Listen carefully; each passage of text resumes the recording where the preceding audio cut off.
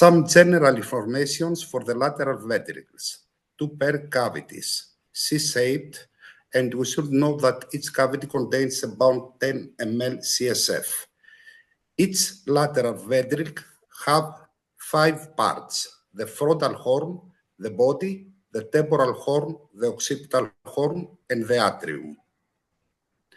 In this schematic illustration, we can see the parts of the lateral ventricles and the way that they wrap around the thalamus. At this point, I would like to tell you that the basic anatomic structures that build the walls of the ventricular system, and especially the walls of the lateral ventricles, are the corpus callosum, the deep cerebral white matter, the caudate nucleus, the fornix, the septum pellucidum, and thalamus. Moreover, we should know that each part of the lateral ventricles has a roof, a floor, a medial, and a lateral wall.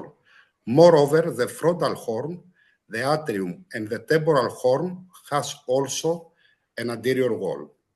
I'm sorry, Spyros. Μας δείχνεις αυτή τη στιγμή κάποιες διαφάνειες με την ανατομία ή είμαστε στη δεύτερη που δείχνει το approaches? Δηλαδή, ομιλία σου αυτή τη στιγμή μας δείχνεις κάποια διαφάνεια που... για να καταλάβουμε. No. I'm just speaking. Yes.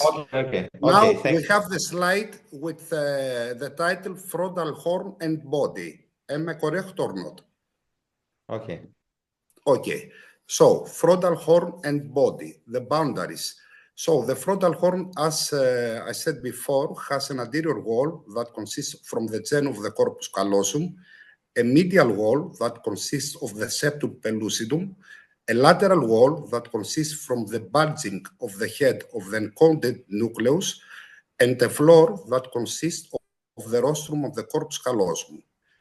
The body of the lateral ventricles has a medial wall that consists inferiorly by the body of the fornix and superiorly by the septum pellucidum, a lateral wall that consists of the body of caudate nucleus, a floor that consists of the thalamus, and a roof that consists of the body of the corpus callosum. Here we can see 2 photos. On the left side, you can see a coronal section of the lateral ventricles. You can see the interhemispheric fissure, the corpus callosum, and especially the body of it, the lateral ventricle on the right side, the lateral ventricle on the left side, the septum pellucidum that consists, as I said before, the upper part of the medial wall of the lateral ventricles, the fornix below, and of course, below the fornix, it's that we called velum depositum, a part of the roof of the third ventricle just below. On the right side, you can see a cross-sectional picture. Spyro, Dr. Yes. Lafazanos, please. I'm sorry to interrupt you again, but no problem. We cannot see the presentation. So please, again. To try, let's spend... I will try from the beginning. Okay, yes, Dr. Please. Papadopoulos, thank you. Yes, no problem. Okay. Please close the presentation. Share your whole desktop and probably open up the presentation again because it is a very nice presentation, but... Okay, no problem. Just give me 1 minute. Yes, there's no hurry.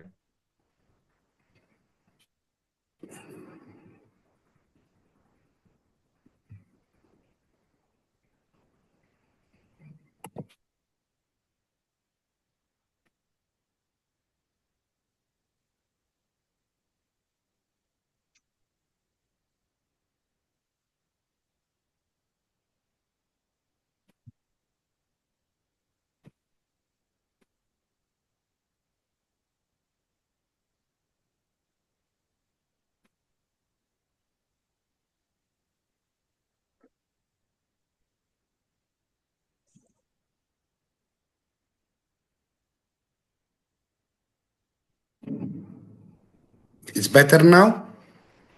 It's the same, but try to change the PowerPoint pages to see if we can follow also the pages. Change to page 2 or 3.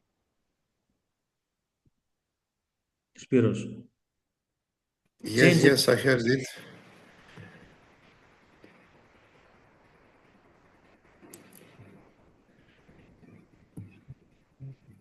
Okay. It's working. Now it's better? Yes. We see the slide number 5, not in full presentation, but we see it. Okay. Can I continue? Because I don't know what can I do. Yes, of course. Okay, thank you, Mr. Paragiotopoulos. So, on the right side, we can see a cross-sectional picture at the level of the lateral ventricles, and we should stress some important anatomic points. First of all, you can see the choroid plexus with the superior choroidal vein. It's not in this picture. And of course, the thalamus striate vein and the course at the foramen of Monroe. By the way, as regards the anatomy and especially the lateral wall of the frontal horn and body of the lateral ventricles, you can see that the lateral wall of the frontal horn, it's built by the head of the caudate nucleus, and just lateral to it, it's the anterior limb of the internal capsule. The body of the lateral wall of the body of the lateral ventricle is built by the body of the caudate nucleus, and not just lateral to it, it's the posterior lip of the internal capsule, and just lateral to the foramen of Monroe, you can see the genu of the internal capsule that comes directly to the ventricular surface, something very important. So, for someone who deals with the lesions in this region, he should keep in mind this anatomic position in order to avoid any kind of complications. Another picture of the left and on the right side. On the left side, an interhemispheric approach has taken place, and the roof of the... We can't see this picture. We cannot see this picture. Oh. Which page? 1 minute. We see page number 5. Okay. Now it's better? Yes. Now we see page number 8. Number 8, yes, of course. Probably you have to change every slide manually. Okay. But if it's okay, I would prefer to stay here and to continue in this way. Yes, okay. Only to change the pages. Okay, yeah, manually. Okay.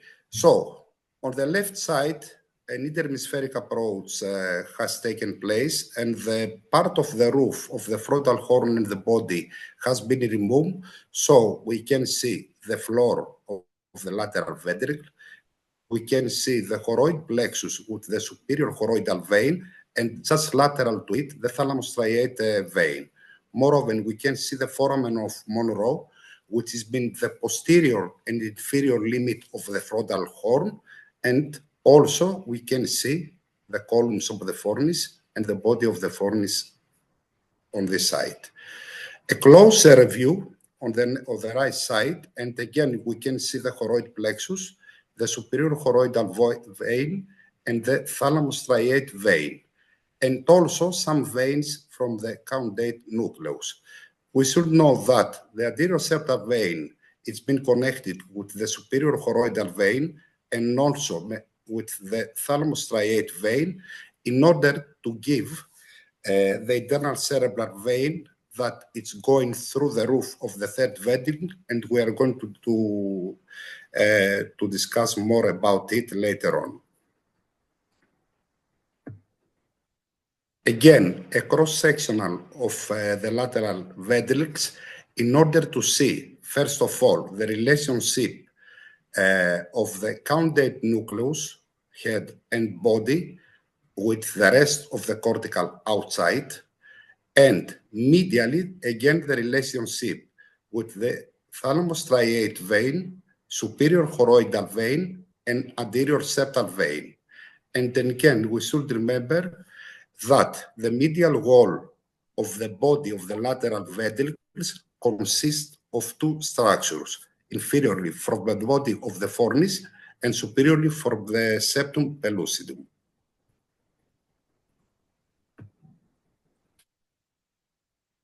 Another picture on the left side, we discussed about it before, and on the right side, in order to see the connection of the anterior septal vein, thalamus striate vein, superior choroidal vein, and of course, after part of the roof of the third ventricle has been removed, we can see the internal cerebral vein.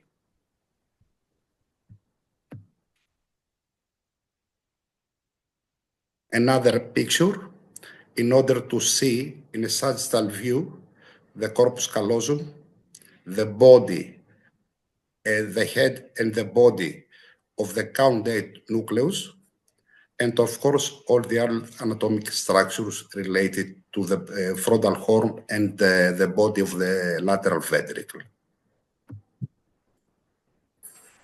Another picture, and again we can see on the upper part the column of the fornix,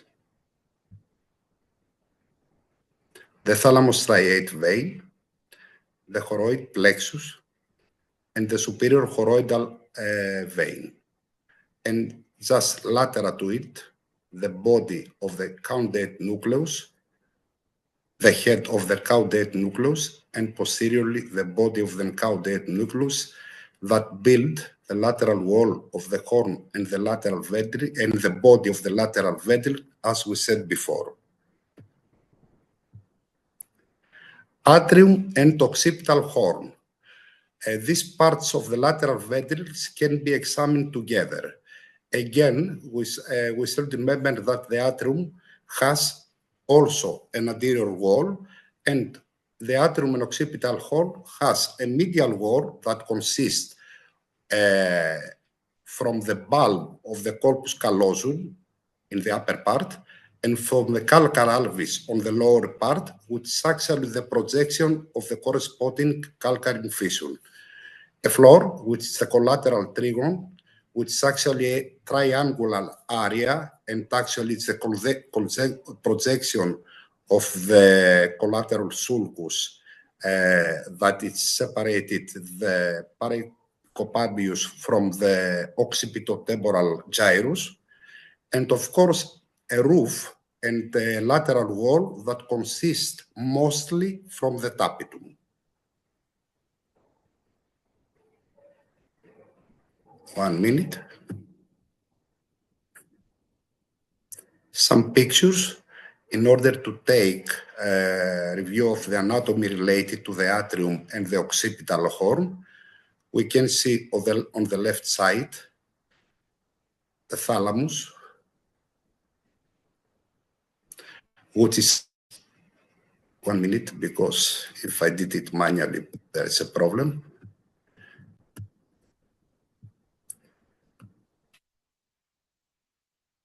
You can see the thalamus, and we should remember that the anterior part, the anterior wall of the atrium, it consists of two structures.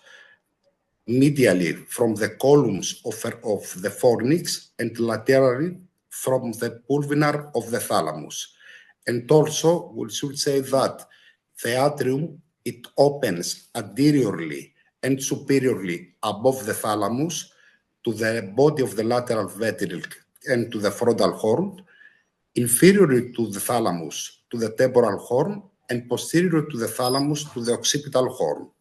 And on the right side, you can see again a schematic illustration of the occipital horn. And again, you can see that the lateral wall consists mostly from the tapetum, and of course from optic radiation and inferior longitudinal fasciculus.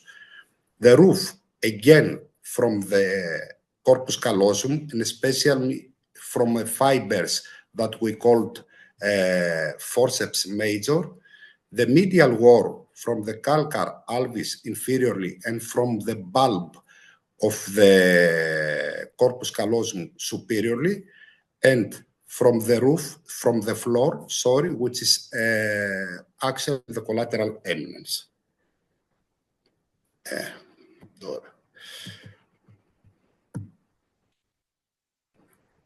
Another picture, a cross-sectional picture, part of the body of the lateral ventricles, the atrium and the occipital horn has been open, and in this picture we can see a tuft prominence of the choroid plexus that we called globus at the region of the atrium. Moreover, we can see the relationship of the atrium with the cortical, with the gyrus and sulcus around it. Another nice picture, and again, we can see the anterior septal vein, the foramen of Monroe, the superior choroidal vein, the choroid plexus, and of course, again, the relationship of the frontal horn and body of the lateral ventricle with the lateral wall of them that consists, respectively, from the head of the caudate nucleus and from the body of the caudate nucleus. By the way, posteriorly, we can see the bulb, which is a projection from the corpus callosum, the major forceps, and consists, as we said before, the upper part of the medial wall of the atrium and the occipital horn. The calcar alveus, again, it's the projection of the corresponding calcary fissure. And of course, we can see part of actually all the floor of the temporal horn that consists medially from the hippocampus and laterally from the collateral eminence.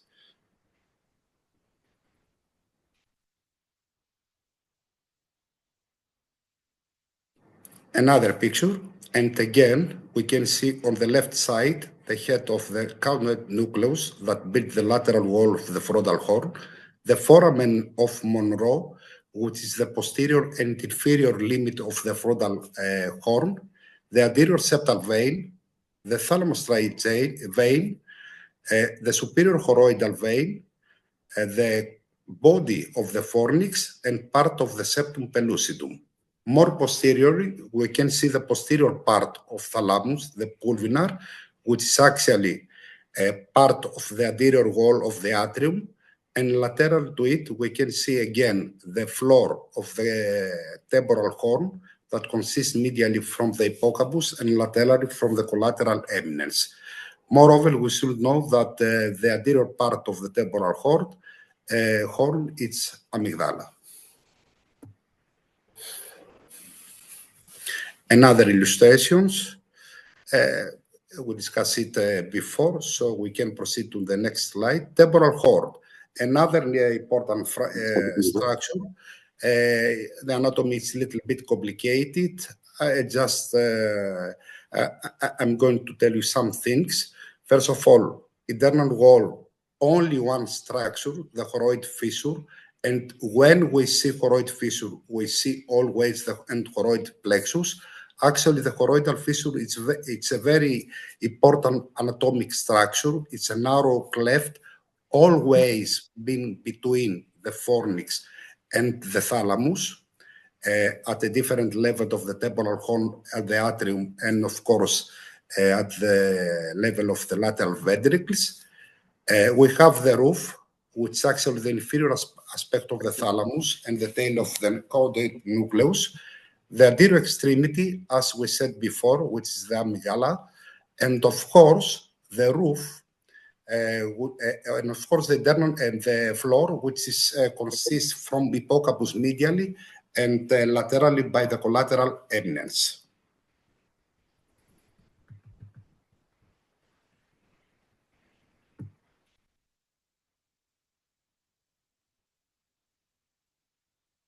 Schematic illustration of the temporal horn. I'm not going to stay here, just to proceed to the next slide. Dr. Lafazanos, I'm sorry to interrupt you again. Would it be possible to press at the upper row προβολή παρουσίασης? Just to check. Now, okay. Πάτα προβολή παρουσίαση επάνω, σε παρακαλώ. I did it. It's okay? Όχι, απλά δίπλα στις κινήσεις, αυτό που λέει προβολή παρουσίαση το πάτησες. I did it, yes. Okay, thank you. It's okay now, Mr. Panagotopoulos? It's the same, you can continue, please. Sorry for that, but I don't know what's the problem with... It's okay. You know, don't worry. I'm really sorry. So, third ventricle, the second part of the ventricular system. You can see a sagittal view of the third ventricle. We should know that the third ventricle, it's a very important anatomic structure. In order someone to access the third ventricle, maybe it can do it from the roof or maybe from the anterior surface. The third ventricle, it's very important structures, and we should know that any manipulation of the walls of the ventricle can cause memory problems, visual loss, hypothalamic dysfunction, and so on. It has the anterior wall, the floor, the roof, and the posterior wall. The anterior wall consists of anterior commissure superiorly, the lamina terminalis, and the upper surface of the optic chiasm. The floor, from anterior to posteriorly, it consists of the optic chiasm and optic recess, infundibulum and infundibulum recess, tuber cinereum, which is a region that a ventriculostomy can take place, mammillary bodies, posterior perforated substance, and tegmentum. The posterior wall of the third ventricle consists of, from superiorly to inferiorly, from the suprapineal recess, the habenular commissure, the pineal body and pineal recess, and the aqueduct of Sylvius. Another picture that again we can see the anterior wall of the third ventricle, the floor of the third ventricle, the posterior wall of the third ventricle, and of course the roof of the third ventricle. The roof of the third ventricle has 4 layers. First of all, the neural layer consists of the body of the fornix. Second, the 2 layers of a tela choroida that creates a space that we called velum depositum, and finally a vascular layer and that consists of the medial posterior choroidal arteries and the internal cerebral veins. The internal cerebral veins, it creates from the connection of the anterior septal vein, the superior choroidal vein, and of course the thalamostriate vein. It's going through the velum depositum in order to exit the velum depositum at the level of the suprapineal recess in order to reach the quadrigeminal cistern and then to be connected with the great vein.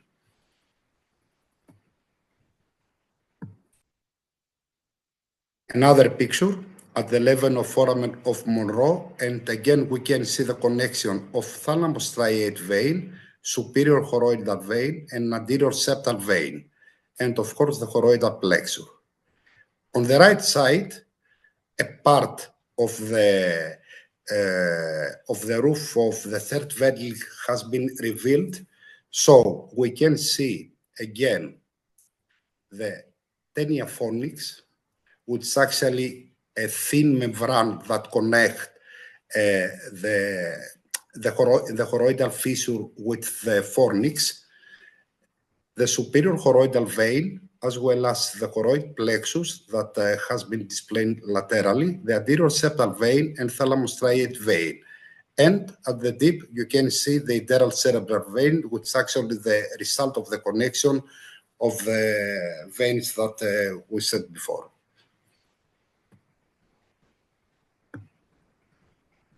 Another picture on the left and on the right side that we can see again the connection of thalamus-striate veins at the level of the lateral ventricles with the anterior septal vein, and of course the internal cerebral vein that consists part of the roof of the third ventricle. This is a nice picture. We can see the third ventricle from anteriorly and inferiorly. So on the left side, we can see, first of all, the columns of the fornix. Just inferiorly, the anterior commissure, which actually it's part of connection of the columns of the fornix. The lamina terminalis, which is the main part of the anterior wall of the third ventricle. The optic chiasm and the recess of the chiasm, the infundibulum, the tuber cinereum, mammillaris bodies, posterior perforated substance, tegmentum. And on the right side, again, the columns of the fornix, anterior commissure, lamina terminalis, chiasm, infundibulum, tuber cinereum, mammillaris bodies, and so on. Just some things for the fourth ventricle. It's a diamond-shaped cavity of hindbrain. We should know that the extent from the superior border of the pons to the middle of medulla. It's been continuous above with the Sivian aqueduct and inferiorly via the obex with the central column of the medulla. It's a very important anatomic structure.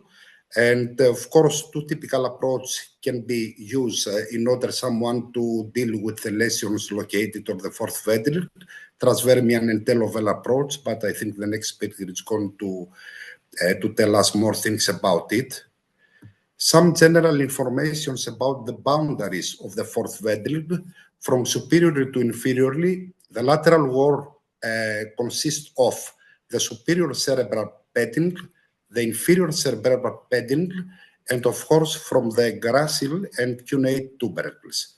And of course the floor, that is very complicated from an anatomic point of view.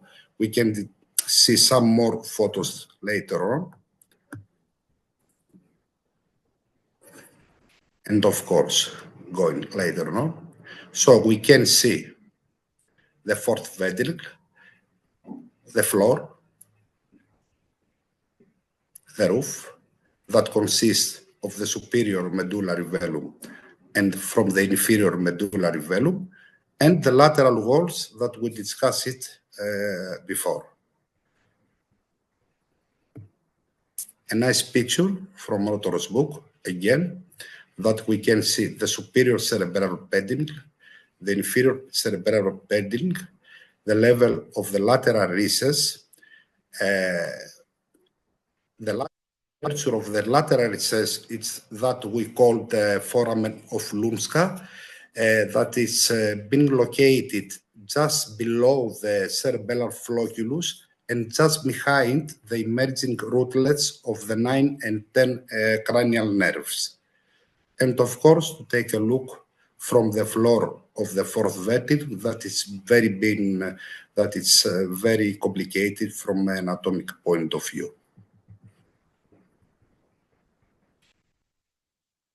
The last picture, again, the floor of the fourth ventricle. We can see the part of the lateral wall of the fourth ventricle. We can see the medial sulcus. We can see the prominence right and left. And of course, we can see a nice strand, a band, the stria medullaris, that demarcate the upper part of the floor of the fourth ventricle, which has been just behind the posterior surface of the pons, from the lower part, which is actually been the posterior surface of the medulla. Thank you for attention. Thank you. Thank you also, Dr. Lafazanos.